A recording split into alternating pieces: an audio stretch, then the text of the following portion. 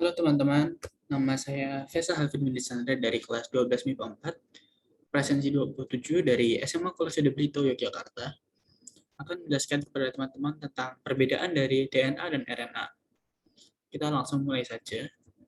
Kita mulai dari DNA dulu. DNA atau deoksiribonukleik asid merupakan satuan unit fungsional yang menyimpan kode gen yang terdapat pada nukleus. DNA sendiri memiliki double helix dengan rantai yang panjang. Nukleotidanya terdiri dari gugus fosfat, gula pentosa, dan basa nitrogen. Memiliki golongan purin bercincin ganda dan pirimidin bercincin tunggal. Yang terakhir, dia nukleotida tanpa gugus fosfat, disebutnya nukleosida. Seperti yang terlihat pada gambar di samping ini, kita bisa melihat bahwa timin itu berikatan dengan adenin, guanin berikatan dengan citosin, dan seterusnya sampai gambarnya sampai di bawah ini. Kita lanjut ke RNA. RNA atau ribonukleik asid adalah satuan unit penyalur kode gen dari genom ke DNA itu tadi. Dia memiliki single helix dengan rantai yang pendek.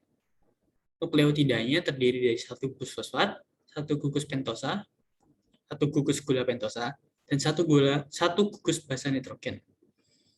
Ribonukleotidanya yang tanpa gugus fosfat itu disebutnya ribonukleosida.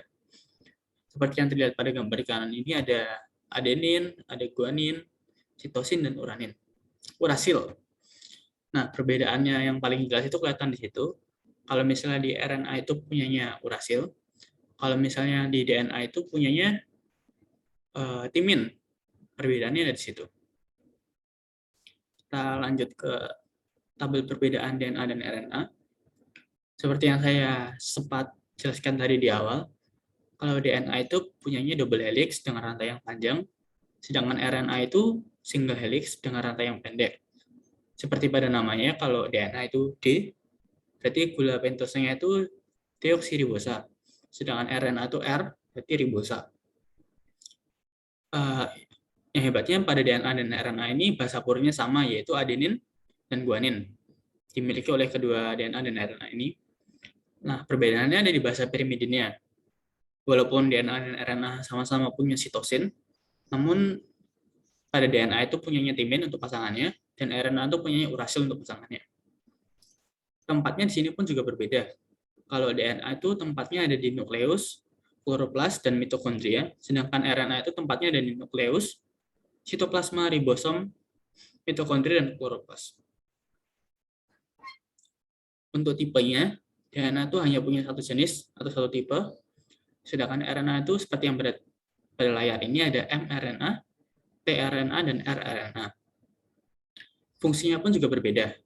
Kalau DNA itu fungsinya sebagai pembawa informasi genetik, pengendali aktivitas sel, dan pengatur sintesis protein.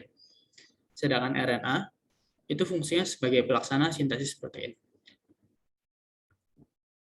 Terima kasih teman-teman. Segitu saja PPT yang saya bawakan untuk teman-teman pelajari. Terima kasih karena perhatiannya. Semoga ilmu yang saya berikan bisa berguna bagi teman-teman sekalian. Sampai jumpa dan Yesus memberkati.